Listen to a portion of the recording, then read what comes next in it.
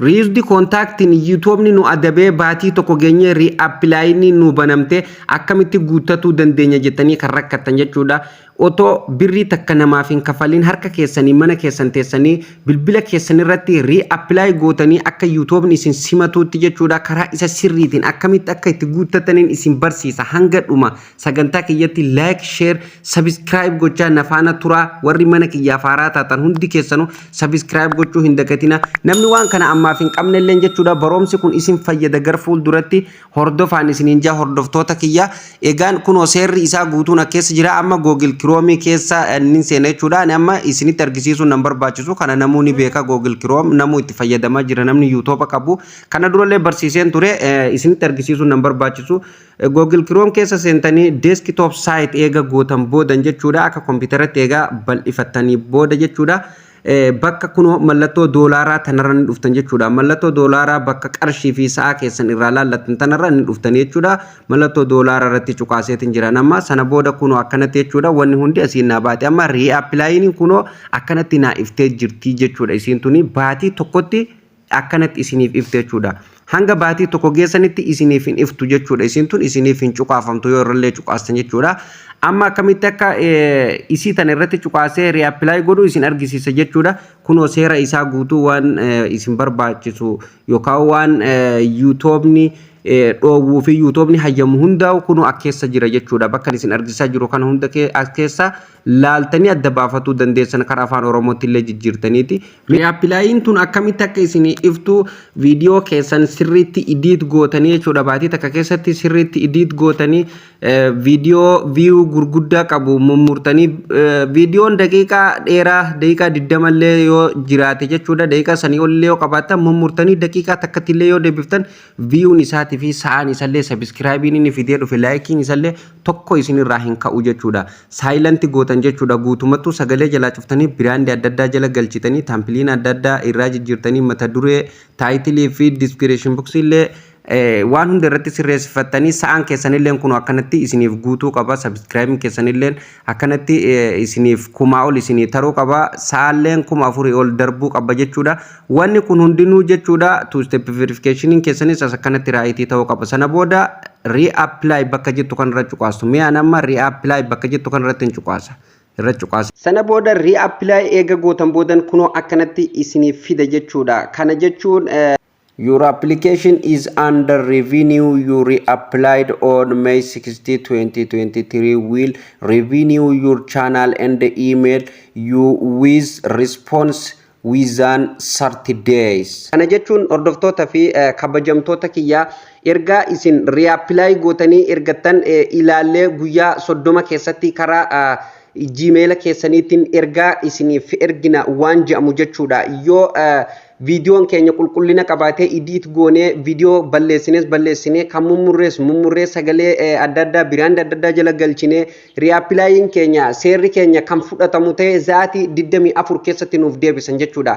Kana jechuun amma guyyaa 30 inni asirratti jedhe kana hin ilaalinaa jechuudha. Mee guyyaa 16 kanarraa kaasee amma fakkeenyaaf guyyaan inni narra reapply godhaa jiru kuni mee guyyaa 16 jechuudha. Mee guyyaa 16 kanarraa kaasee jechuudha. Guyyaa 30 amma baatii keessa jiru kana guyyaa 30 kana keessatti siif deebifnaa jedhan. Garuu guyyaa 30 hin eegu. Guyyaa sa'aatii 24 keessatti deebi'a. Yeroo tokko immoo sa'a 48 keessatti illee isiniif deebi'uu danda'a jechuudha. So kana isin akka kanaan yeroo isin dhufe kana irra dabarfatanii guyyaa waan tokko sana booda eega reapply godhan boodan jechuudha. Waan tokko balleessuu hin qabdan. Viidiyoo tokko otoo hin balleessin, taayitil tokko osoo hin qayyarin, taampiliin tokko osoo hin qayyarin obsaan eeggatan jechuudha. Sa'aatii 24 booda maal akka inni nuun jedhu fuulduratti waliin ilaalla jechuudha. Bal'inaan ammuma jechuudha. Ani fakkeenyaaf kaleen reapply godhee har'a naa deebisee jira jechuudha. Walumaan ilaalla jechuudha. Maaltu akka dhufu jechuudha. Egaan hordoftoota fi kabajamtoota ani amma akkanatti naaf fide jechuudha. Kuni amma YouTube Studio yookaan White Studio kan bilbila irraa qabu jechuudha. Aappii keessan jira jechuudha. Yoo barbaadan asirrallee sirreeffatuu ni dandeessanii karaa isinitti mijatuun yookaan Google Chrome karaa Google'aati karaa Chromeetiin sirreeffatuu ni dandeessan jechuudha. Karaan irra isiniif salphatu garuu karaa kana jechuudha. Barreeffamni karaa sanii xixiqqaatee waan dhufuufin isin argisiisa. Okay, amma yeroo Egaan sana booda kunoo asirratti watch page ads bakka jedhu fuulduratti active jedha. Gama gaditti immoo finish setup bakka jedhu kanarra cuqaastu jechuudha. Amma kana jechuun fakkeenyaaf beeksisa irratti banatuuf deemtan amma jechuudha. Beeksisa viidiyoo keessanii irratti banatuuf deemtanii beeksisa kana guutummaan guutuutti irratti banuuf kunoo amma gama gadii kanarra finish letter bakka jedhu kana fuulduratti next jedha jechuudha. Bakka kanatti amma maal gootu next gootanii gara fuulduraa deemtu jechuudha. Yeroo akkanatti bakka kana isin fidee guutummaan guutuutti monetization viidiyoo keessanirraa cufamee jiru irratti banatuuf jechuudha. Kunoo kan tokkoffaa all of my expecting video bakka jedhu kanarratti ni cuqaastu akkanatti irratti gurraachistan jechuudha. Qalama kana yoo kan gadii kanarratti cuqaastan viidiyoo takka takkaan irratti banuu isin barbaachisa jechuudha. Kanaafuu kan olii sanirra kaayyatanii gadi buutanii jechuudha. Monetize all bakka jedhu kanarra ni cuqaastu jechuudha. Guutuu monetization irratti banuuf monetize all bakka jedhu irratti hin cuqaasan amma jechuudha. Inni eeggattu hamma inni isiniif banamu jechuudha.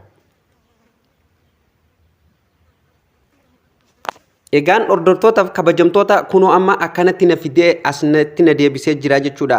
Kunoo amma monetization kiyya akkuma argitan page kiyya active ta'ee jira jechuudha. Asirratti ilaaluu dandeessanii active na ta'ee jira. Short video leen kunoo asitti active jettee jirte jechuudha. Gama gadiitti membership leen active dha jechuudha. Kanaafuu amma maaltu nurraa eegama superii hin bananne jechuudha. Ammallee kan nu hafe superii fi shoppingii yookaan gurgurtaa online yoo gurguraa jiraatan sirreeffatu dandeessan jechuudha. Mee ani amma superii banee isin argisiisa. Get started bakka jettu kanarratti ni cuqaastu yeroo tokkoof jechuudha.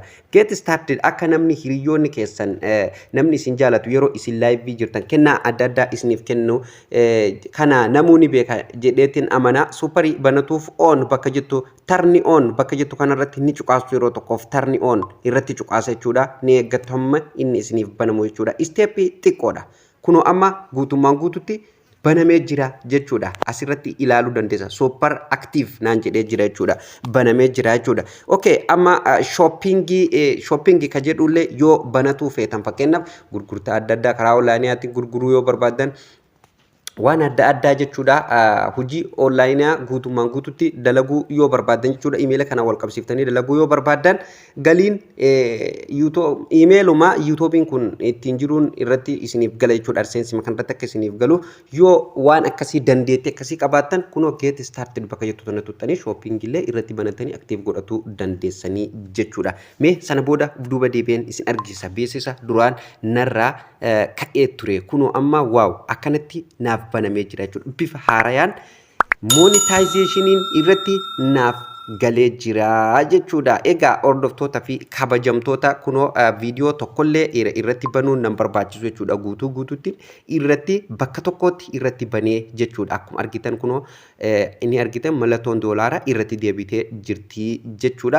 Egaan hordoftoota fi kabajamtoota barumsi narraaf qabadhee dhufe asumarra raawwata akka isin gammachiisu abdiin qaba jechuudha. Waa'ee dhimma reused contactii bal'inaan kan waliin ilaalu taayaa viidiyoo itti aanu keessatti jechuudha. Reused contactiin baay'ee waan mataa nama dhukkubsaate jechuudha. Kanaafuu obboleeyyan reused contactii yoo isinitti dhuftellee viidiyoo keessan sirriitti edit goonaan baatii tokko booda isinumaaf banama jechuudha. Waan namarraa uf eeddanii jennaan waan tokko rakkoo hin qabu. Viidiyoo yeroo upload gootan kara Google Chrome keessan upload godhaa copyright illee isinirraa eegu osoo isin waliin gadhiisin jechuudha. Kanarraa qabadde asumarra raawwataa. Bye bye.